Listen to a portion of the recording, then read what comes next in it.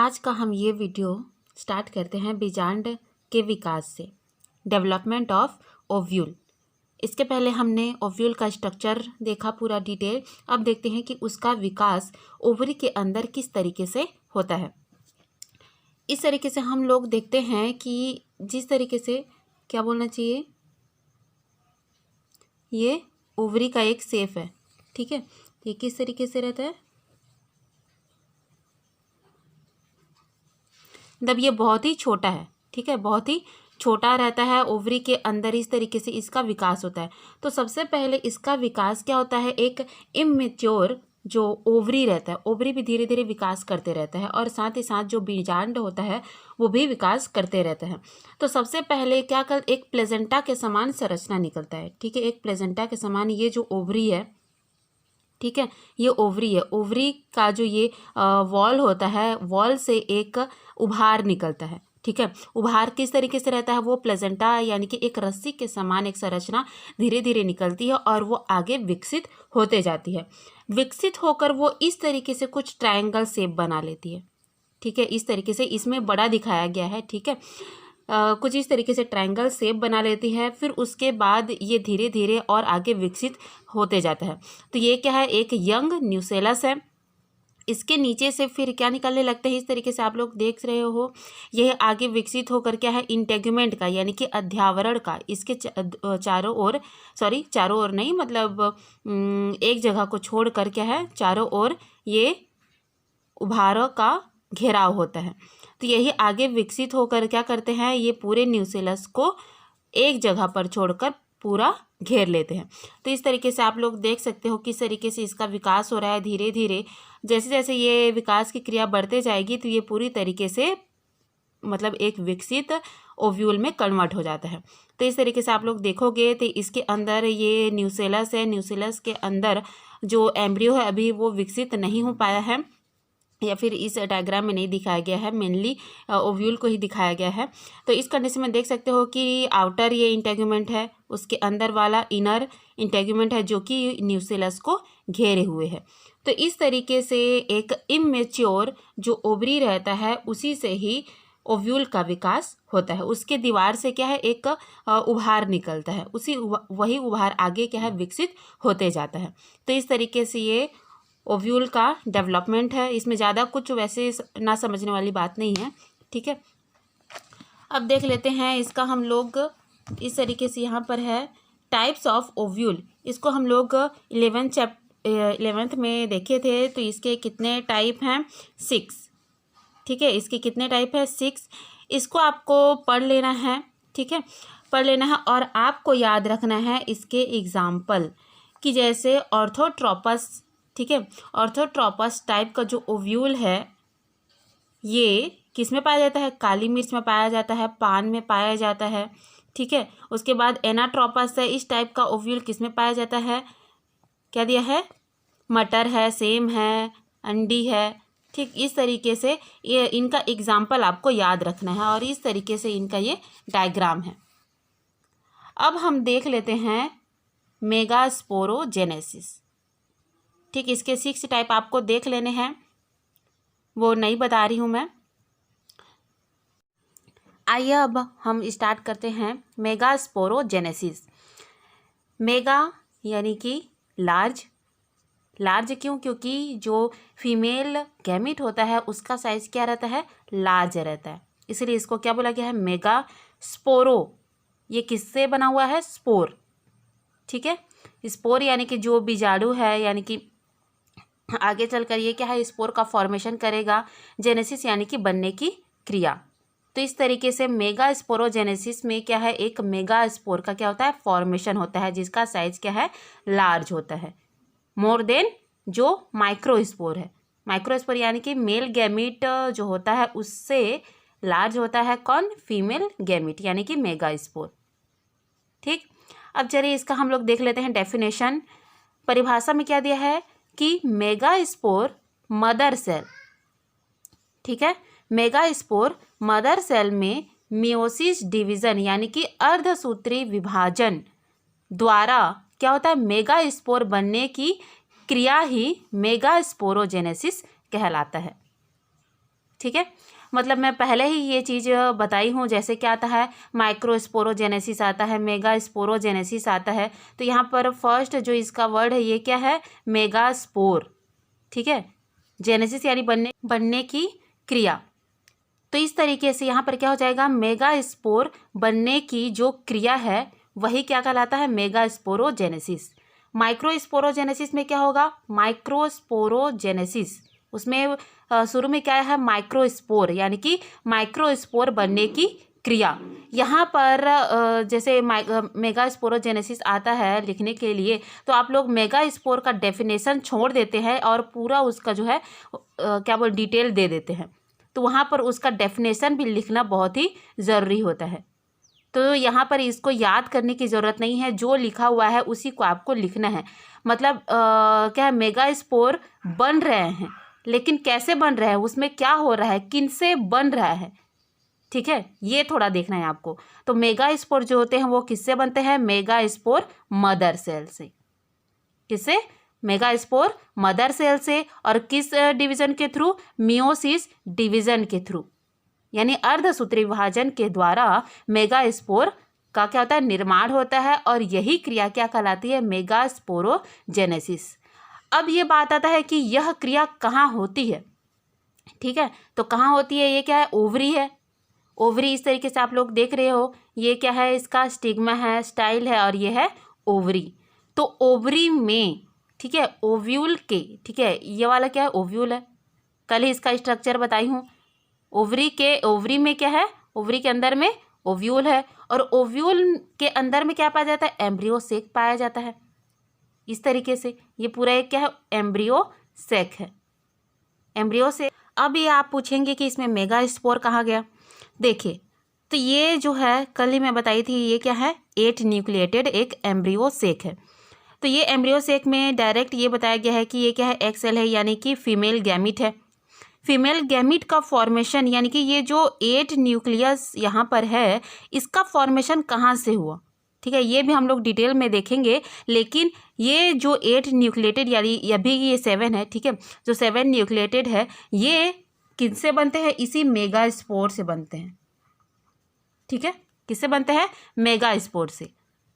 पहले इस embryo sac के अंदर क्या बनते हैं, 4 मेगास्पोर। क्या बनते हैं, मदर सेल में क्या होता है, मियोसिस डिवीजन होता है। तो मियोसिस डिवीजन के द्वारा कितने सेल्स का फॉर्मेशन होता है, 4। तो उसी तरीके से एक मेगास्पोर से कितने बनते हैं, 4, सॉरी, एक मेगास्पोर मदर सेल से कितने बनते हैं, 4 मेगास्पोर का फॉर्मेशन होता है। तो यहाँ पर भी कितने बनेंगे, 4 मेगास्पोर। आगे चलकर इसको देखेंगे तो उसी में से एक मेगास्पोर से बनता है इस तरीके से 7 न्यूक्लियस का फॉर्मेशन होता है, जिसमें से एक क्या होता है, फीमेल गैमीट होता है। ठीक है, तो यह क्रिया कहाँ हो रही है, ओवरी में हो रही है। ओवरी में कहाँ पर हो रही है, ओव्यूल में। ओव्यूल के कहाँ पर हो रही है, एम्ब्रियो सैक में। ये होता है इसका एग्जैक्ट पोजीशन, लोकेशन बोल सकते हो कि कहाँ हो रहा है ये, जो फीमेल रिप्रोडक्टिव पार्ट के क्या है, उसका एकदम डीपली जाएंगे तो उसके एम्ब्रियो सेक के अंदर में क्या होता है, ये मेगास्पोरोजेनेसिस की क्रिया होती है। क्लियर है। अब चलिए देखते हैं हम लोग कि किस तरीके से एम्ब्रियो सेक का विकास होता है। ठीक है, एम्ब्रियो सेक का विकास किस तरीके से होता है, न्यूसेलस का विकास किस तरीके से होता है, ठीक है, मेगास्पोर का विकास किस तरीके से होता है, इसको देखते हैं। तो इस तरीके से देखते हैं हम लोग। तो ये मैं हाफ क्या बनाई हूँ, एक इमेच्योर या फिर यंग क्या बोल सकते हो, न्यूसेलस है। ठीक है, nucellus of young ovule, young ovule का क्या है, ये न्यूसेलस है। हाफ न्यूसेलस का एक डायग्राम है, जिसमें सेम चीज़ है कि इसका जो एपिडर्मिस होता है, जैसे हम लोग एंथर का डेवलपमेंट देख रहे थे, तो एंथर का डेवलपमेंट भी किससे हो रहा था कि उसका जो ये एपिडर्मिस है, एपिडर्मिस के नीचे क्या पाए जा रहे थे, हाइपोडर्मल कोशिकाएं पाई जा रही थी। उसी हाइपोडर्मल जो सेल्स की कुछ कोशिकाएं अपने आकार में वृद्धि कर ले रही थी। ठीक, ज़्यादा कुछ अंतर नहीं है इसमें, सेम चीज़ इसमें भी है कि जो न्यूसेलस, यंग न्यूसेलस जो होता है उसके कुछ कोशिकाएं क्या कर लेती हैं, आकार में वृद्धि कर लेती हैं। सेम चीज़ आकार में वृद्धि कर लेती हैं। उनका क्या हो जाता है, साइटोप्लाज्म गाढ़ा हो जाता है, केंद्रक बड़ा हो जाता है, जिसको हम लोग शॉर्ट में बोल सकते हैं डेंस प्रोटोप्लाज्म। प्रोटोप्लाज्म में क्या आता है, साइटोप्लाज्म प्लस न्यूक्लियस।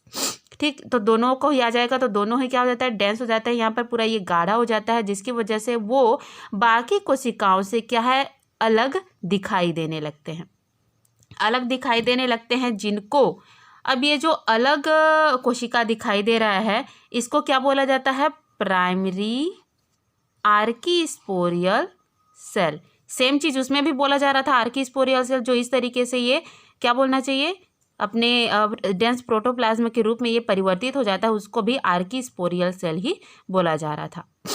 ठीक है ना। अब आगे हम लोग स्टेप देखते हैं कि जैसे जैसे इनका डेवलपमेंट होते जाता है तो इन्हीं आर्कीस्पोरियल सेल में क्या हो रहा है, पेरिक्लिनल डिवीज़न। सेम चीज़ है, पेरिक्लिनल डिवीज़न हो रहा है। तो पेरिक्लिनल डिवीज़न में क्या होता है, एक के ऊपर इस लीनियर शेप में ये डिवाइड होते हैं, जिसकी वजह से इस तरीके से आप लोग देख सकते हो 2 सेल्स का फॉर्मेशन हुआ है। तो 2 सेल्स का फॉर्मेशन हुआ है, तो इसमें से जो ऊपर, ठीक है, ऊपर बाहर की ओर रहता है, सॉरी बाहर की ओर रहता है, उसको क्या बोला जाता है, प्राइमरी पेराइटल सेल। ये एंथर का जो डेवलपमेंट हो रहा था सेम चीज़ उसमें भी था, ज़्यादा अंतर नहीं है, सेम चीज़ है, सेम। तो इसके बाहर वाले को क्या बोला जाता है, प्राइमरी पेराइटल सेल, और अंदर वाले को बोला जाता है प्राइमरी स्पोरोजिनस सेल। तो प्राइमरी पेराइटल सेल में अब ये आगे स्टेप क्या होता है ये देखते हैं। तो यहाँ पर देखेंगे प्राइमरी पेराइटल सेल, देख सकते हैं इस तरीके से, किस तरीके से ये डिवाइड हो रहा है। डिवाइड होने के बाद ये क्या है, further divided and form 2-3 layer of cell. यानी कि जो प्राइमरी पेराइटल सेल होता है ये क्या है, फिर से और क्या है, 2-3 लेयर में ये डिवाइड हो जाते हैं। 2 से 3 लेयर में 2 से 3 कोशिकाओं का क्या है, ये स्तर बनाने लगते हैं, जिनमें क्या होता है, एंटीक्लिनल और पेरिक्लिनल डिवीज़न होता है। ठीक है, किसमें, पेराइटल सेल्स में एंटीक्लिनल और पेरिक्लिनल डिवीज़न करके ये 2 से 3 कोशिकाओं का स्तर बनाते हैं। इस तरीके से होता है। नेक्स्ट में क्या है, मेगा स्पोर मदर सेल। यहाँ पर देखो, जो यहाँ पर क्या था, प्राइमरी स्पोरोजिनस सेल।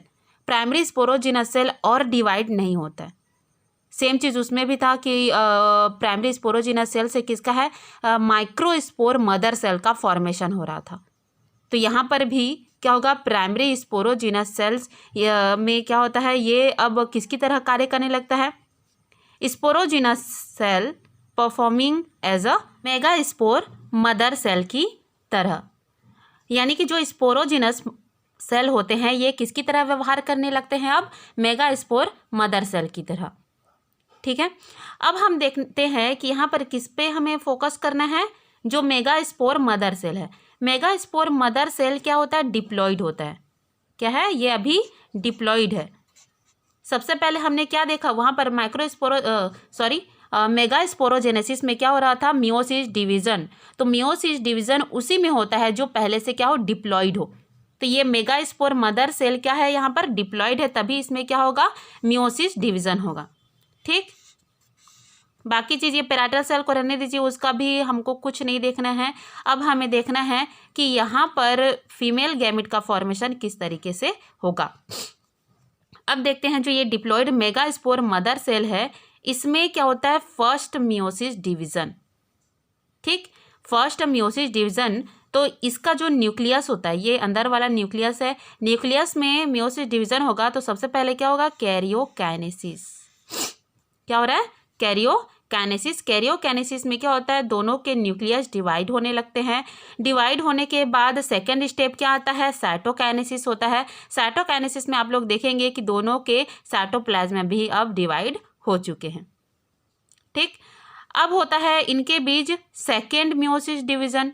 तो सेकंड मियोसिस डिवीज़न में फिर से इनके फर्दर जो क्या बोलना चाहिए, न्यूक्लियस होते हैं वो डिवाइड होने लगते हैं। ये जो न्यूक्लियस है ये भी फिर से डिवाइड होने लगता है, ये भी जो न्यूक्लियस है फिर से डिवाइड होने लगता है। तभी तो 4 न्यूक्लियस का फॉर्मेशन होगा, है ना। एक मेगास्पोर मदर सेल से कितने होते हैं, 4 मेगास्पोर का फॉर्मेशन होगा। तो इस तरीके से फर्स्ट जब मियोसिस डिवीजन होता है तो कितने बनते हैं, 2 बनते हैं। जब सेकंड मियोसिस डिवीजन होता है तो कितने बनते हैं, टोटल 4 मेगास्पोर का फॉर्मेशन होता है। तो इस तरीके से आप लोग देखेंगे कि इसमें भी पहले क्या हो रहा है, यहाँ पर देख सकते हो आप लोग, इसमें कैरियोकाइनेसिस की क्रिया हो रही है, न्यूक्लियस डिवाइड हो रहे हैं। उसके बाद क्या हो रहा है, के का मतलब यहाँ पर वही है, कैरियोकाइनेसिस। उसके बाद यहाँ पर क्या हो रहा है, साइटोकाइनेसिस। साइटोकाइनेसिस के द्वारा इनके साइटोप्लाज्म भी क्या हो गया है, डिवाइड हो गए हैं, जिससे 4 कितने बने हैं, 4 यहाँ पर 4 मेगास्पोर का फॉर्मेशन हुआ है, जो कि क्या है, हैप्लॉइड है। क्या है, हैप्लॉइड है, क्योंकि इनमें अर्धसूत्री विभाजन हुआ है। अब इस तरीके से हम लोग देखते हैं कि यहाँ पर तो टोटल 4 बने हैं, ठीक है, लेकिन हम लोग जो एम्ब्रियो सेक के अंदर देखते हैं तो वहाँ पर क्या रहता है, सिर्फ एक ही, मैंने क्या बताया, यहाँ पर आप लोग देखेंगे कि एक ही मेगास्पोर रहता है और एक ही मेगास्पोर में क्या होता है, डिवीज़न होता है।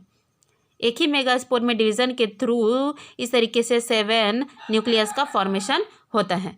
तो किस तरीके से होता है हम लोग थोड़ा देखते हैं। अब यहाँ तक हम देख चुके हैं कि 4 मेगास्पोर का फॉर्मेशन हो चुका है। कितने, 4। तो 4 मेगास्पोर में जो ये ऊपर के क्या हैं, 3 मेगास्पोर हैं। 3 मेगास्पोर क्या होता है, डीजनरेटिंग मेगास्पोर, यानी कि 3 मेगास्पोर डीजनरेट, नष्ट हो जाते हैं, विलुप्त हो जाते हैं, ठीक है, विलुप्त हो जाते हैं। केवल एक ही मेगास्पोर क्या होता है, फंक्शनल होता है, जो कि हैप्लॉइड है, ठीक है। यहाँ पर केवल एक ही फंक्शनल मेगास्पोर होता है, बाकी के जो मेगास्पोर होते हैं वो विलुप्त हो जाते हैं, डीजनरेट हो जाते हैं। तो इस तरीके से अब हमें क्या फोकस करना है, सिर्फ एक ही मेगास्पोर पर फोकस करना है, क्योंकि बाकी क्या हो जाते हैं, विलुप्त हो जाते हैं। अब चलिए हम लोग देख लेते हैं आगे का प्रोसेस। अभी हमने देखा मेगास्पोरोजेनेसिस की क्रिया, जिसमें क्या है, पहले तो 4 मेगास्पोर का फॉर्मेशन हुआ, फिर उनमें से क्या है, 3 जो मेगास्पोर थे वो डीजनरेट हो गए, सिर्फ एक ही मेगास्पोर क्या हुआ, फंक्शनल था, ठीक। तो मेगास्पोर का फॉर्मेशन किस तरीके से हुआ ये हमने देख लिया। अब देख लेते हैं हम लोग development of typical embryo sac in angiosperms, यानी कि यहाँ पर क्या है, जो आवृत्तबीजी पौधे होते हैं उनमें भ्रूण कोष का, यानी कि एम्ब्रियो सेक का विकास किस तरीके से होता है ये हमें देखना है, ठीक है। चलिए अब देख लेते हैं हम लोग इस तरीके से डायग्राम में। यहाँ तक हम लोग देख लेते हैं, कहाँ तक देख चुके हैं, यहाँ तक, ये वाला भाग, ठीक है, यहाँ तक पहुँचे थे हम लोग। सबसे पहले देख सकते हो आप लोग प्राइमरी आर्किस्पोरिया सेल का फॉर्मेशन हुआ है, जो कि एक यंग न्यूसेलस से क्या बनता है, ठीक है। उसके बाद इसमें क्या है, पेरिक्लिनल डिवीजन हुआ, जिससे प्राइमरी पेराइटल सेल और स्पोरोजिनस सेल्स का फॉर्मेशन हुआ। अगला स्टेप में क्या है, पेराइटल सेल और मेगास्पोर मदर सेल का फॉर्मेशन हुआ। मेगास्पोर मदर सेल में क्या हुआ, फिर से हमने क्या देखा, डिवीज़न देखा। कौन सा division, meiosis division, meiosis first और सेकेंड। तो इस अर्धसूत्री विभाजन के द्वारा कितने बने थे, 4 मेगास्पोर का फॉर्मेशन हुआ था। लीनियर टेट्राड, ठीक है, लीनियर यानी एक रैखिक क्रम में 4, ठीक है, 4 इस तरीके से व्यवस्थित है, 4 मेगास्पोर, उसी को ही टेट्राड बोला जा रहा है, ठीक है। जिसमें से क्या थे, देख सकते हो अगला स्टेप में डीजनरेटिंग मेगास्पोर, ऊपर के जो 3 क्या है मेगास्पोर हैं वो डीजनरेट हो गए हैं, और नीचे का क्या है, फंक्शनल मेगास्पोर। अब यहाँ पर हमको किस पर फोकस करना है, इसी मेगास्पोर पर, ठीक है, ये इस मेगास्पोर पर ये जो डायग्राम दिया हुआ है वो वही है। तो इसमें अब क्या होता है, लगातार इसी फंक्शनल मेगास्पोर में लगातार क्या होता है, 3 समसूत्री विभाजन होता है। क्या होता है, लगातार 3, यहाँ पर हम लोग देखेंगे ये हो जाएगा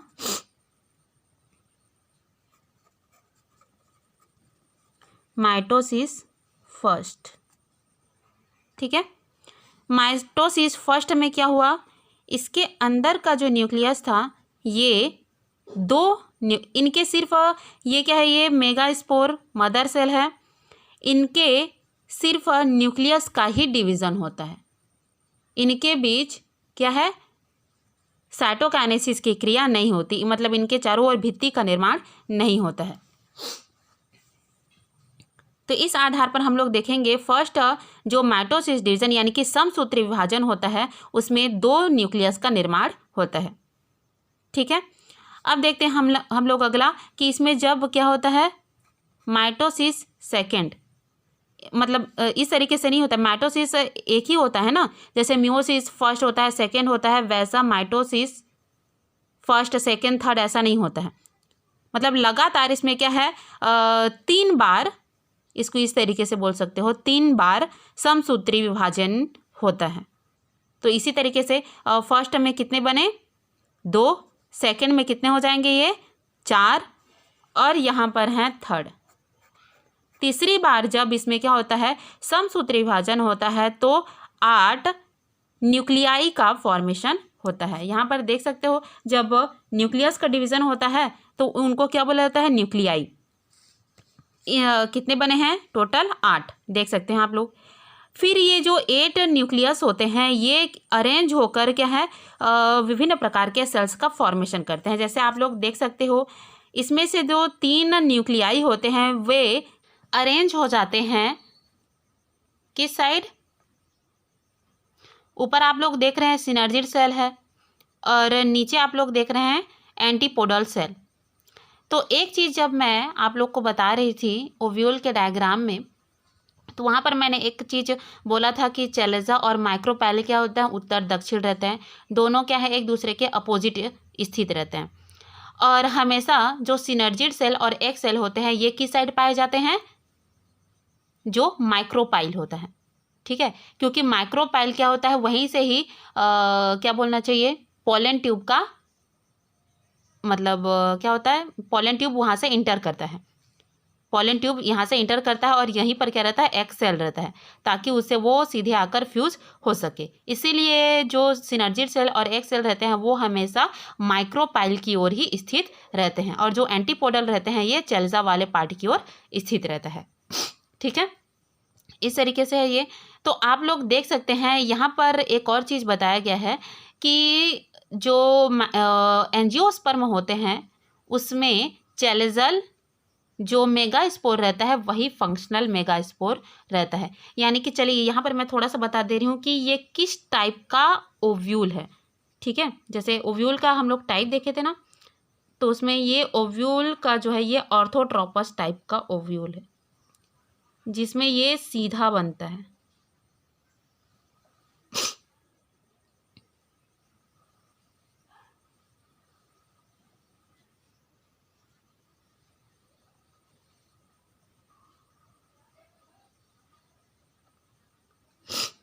इस तरीके से ये होता है ऑर्थोट्रोपस ओव्यूल।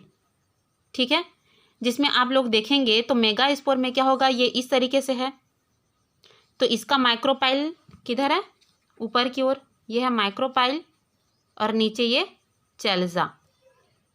तो इस तरीके से आप देखेंगे तो इसका मेगास्पोर किस साइड है, चैलेजा वाले पार्ट की ओर। ठीक है, ये वाला पोजीशन देखिए और इसका इस तरीके से ये न्यूसेलस और इसके अंदर जो मेगास्पोर है उसको देखिए, उसका पोजीशन देखिए। यानी कि जो माइक्रोपाइल की ओर क्या है 3 मेगास्पोर थे वो डिजेनरेट हो जाएंगे, तो जो चैलेजा वाला पार्ट है इसकी ओर स्थित जो फंक्शनल मेगास्पोर है इसी से ही किसका फॉर्मेशन होता है, ये 8 न्यूक्लिएटेड एक एम्ब्रियो सेक का फॉर्मेशन होता है। ठीक है, अब देखते हैं हम लोग इस तरीके से। ठीक है, तो इसमें आप लोग देखेंगे सिनर्जिड सेल और एक सेल। ठीक है, सिनर्जिड सेल और एक सेल, वो वाला जो हम लोग ओव्यूल देखे थे वो क्या था, एनाट्रोपस टाइप का था। तो आपको ये जो ओव्यूल है ये उल्टा लगेगा, क्योंकि उसमें इसके जस्ट उल्टा था। चैलेजा क्या था, ऊपर था, माइक्रोपाइल क्या था, नीचे था, इसलिए ये ओव्यूल आपको उल्टा लगेगा। इसलिए ये डायग्राम बताई हूँ, ये होता है ऑर्थोट्रोपस टाइप का ओव्यूल, ठीक है। जिसमें देखिए अब ये इसका क्या है, मैक्रोपाइल है, तो मैक्रोपाइल की ओर क्या अरेंज हो गए हैं, यहाँ से जो 3, ठीक है, ये 3 न्यूक्लियाई अरेंज हो जाते हैं और निर्मित करते हैं सिनर्जिड सेल और एग सेल का, ठीक है। नीचे की ओर फिर देखेंगे, नीचे के जो 3 सेल्स रहते हैं, जो नीचे के 3 क्या रहते हैं, न्यूक्लियाई रहते हैं, वो निर्मित होते हैं, निर्माण करते हैं एंटीपोडल सेल का। और यहाँ से देखो, यहाँ पर एक बच गया और यहाँ से एक बच गया, तो बीच में अरेंज होकर किसका फॉर्मेशन करते हैं, 2 पोलर न्यूक्लियाई का फॉर्मेशन करते हैं, ठीक है। तो इस तरीके से अभी की स्थिति में ये क्या है, 8 न्यूक्लिएटेड एम्ब्रियो सैक है, 8 है। फिर उसके बाद इसके जो बीच में जो 2 पोलर न्यूक्लियाई होते हैं, ये क्या हो जाते हैं आपस में, ये क्या होता है, पहले हैप्लॉइड होता है, पहले ही बताई थी इसको, ठीक है। ये क्या होता है, पहले हैप्लॉइड होता है, फिर जब ये दोनों क्या है आपस में कंबाइन होते हैं तो ये क्या है, सेकेंडरी न्यूक्लियस क्या हो जाता है, डिप्लॉइड हो जाता है, ठीक। तो इस तरीके से ये क्या है, एक आवृतबीजी पौधों में एम्ब्रियो सेक का डेवलपमेंट अभी हमने देखा। यहाँ पर हम देख लेते हैं एम्ब्रियो सेक के टाइप, मतलब उनके अंदर जो फंक्शनल मेगास्पोर रहता है, ठीक है, फंक्शनल मेगास्पोर के आधार पर कितने टाइप के हो सकते हैं एम्ब्रियो सेक। अभी जो हम लोग देखे हैं वो क्या था, मोनोस्पोरिक था। क्या था, मोनोस्पोरिक, क्योंकि उसमें केवल एक ही मेगास्पोर फंक्शनल था। यहाँ पर क्या दिया है, मोनो मतलब एक, ठीक है, मोनो मतलब एक, बाई मतलब 2, टेट्रा यानी कि 4, ठीक है। तो इनके नाम के आधार पर ही क्या है, उनमें फंक्शनल मेगास्पोर पाए जाते हैं। ये एम्ब्रियो सेक का टाइप है, किस बेसिस पर, उनमें जो फंक्शनल मेगास्पोर है उनकी संख्या कितनी है उसके आधार पर। तो पहला क्या है, मोनोस्पोरिक है। मोनोस्पोरिक में क्या है, केवल एक मेगास्पोर नाभिक क्या रहता है, फंक्शनल रहता है, क्रियाशील रहता है। ये 2 टाइप के होते हैं, क्या है, पॉलीगोनम टाइप है जो कि 8 न्यूक्लिएटेड होता है, ठीक है। अभी देखिए हम लोग इसको 8 न्यूक्लिएटेड होता है, ठीक है। उसके बाद है ओइनोथिरा टाइप, जिसमें क्या रहता है, ये 4 न्यूक्लिएटेड होता है। उसी तरीके से बाइस्पोरिक है, तो बाइस्पोरिक में क्या रहेंगे, उसमें 2 फंक्शनल मेगास्पोर रहेंगे और 2 क्या हो जाएंगे, डीजनरेट हो जाएंगे। इस तरीके से यहाँ पर क्या था, एक फंक्शनल था तो 3 डीजनरेट हो गए, यहाँ पर 2 फंक्शनल हैं तो 2 मेगास्पोर डीजनरेट हो जाएंगे। इस तरीके से ये है, और ये केवल एक टाइप का होता है, एलियम टाइप का, ये भी क्या होता है, 8 न्यूक्लिएटेड होता है। उसी तरीके से क्या है, टेट्रास्पोरिक है, इसमें चारों के चारों क्या रहते हैं, मेगास्पोर फंक्शनल रहते हैं। यहाँ पर कितने टाइप दिए हैं इसके, 1 2 3 4 5 6 7 टाइप के होते हैं। क्या दिया है, पेप्रोमिया टाइप है, कितना है, 16 न्यूक्लिएटेड है। पिनिया टाइप है, ड्रूसा टाइप, फ्रिटेलेरिया टाइप, प्लम्बेगो, ठीक है, टाइप है, प्लम्बेजिला टाइप, एडोक्सा टाइप। इस तरीके से ये सभी दिया हुआ है, जिसमें इनके न्यूक्लियस, कितने न्यूक्लियस पाए जा रहे हैं उन सभी को भी दिया हुआ है। तो यहाँ पर इसी को आप लोग थोड़ा बना लेना, ठीक है। शायद पुराने बुक में नहीं दिया है ये, तो आप लोग देख सकते हैं इसको, या फिर मैं फ़ोटो भेज दूँगी।